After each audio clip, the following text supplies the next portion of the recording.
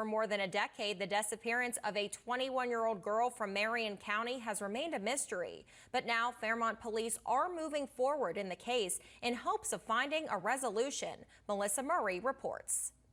The last time Rose Monroe saw her 21-year-old daughter, Faith Ann Willis, was 11 years ago.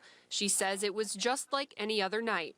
Faith Ann was with her sister, happy and carefree. They were going to go to the movies, and she needed some extra cash because she had a doctor's appointment the next day. That was the night of August 6th, 2005. And after that movie is where Fairmont police say things get fuzzy. Now they're releasing new information about Faith Ann's last known public sighting. She was dropped off at McDonald's on East Side in Fairmont to an individual by the name of Randall Stebbins, who she was supposed to spend the night with him, and he was supposed to take her to a doctor's appointment the next day. Detective Brian Stewart says Stebbins and Faith Ann were supposed to meet two other men at a party, but it's unclear what happened to Faith Ann after she was dropped off at McDonald's. Randall Stebbins and possibly Sean Pritchard and Josh Sloan were the last people to see Faith Ann. Detectives say there were no cameras located on the outside of this McDonald's at the time of Faith Ann's disappearance. There were cameras located near the cash registers, but detectives don't believe she ever stepped foot inside. Now cameras are located throughout the parking lot. Monroe says someone took something irreplaceable from her family, but she says there's one thing she is sure of in this case. Do you have any idea what could have happened to her? I know she's gone. While the investigation can be frustrating, Stewart says it's not over. You don't feel as confident today as you did day one, but you know that you'll never give up.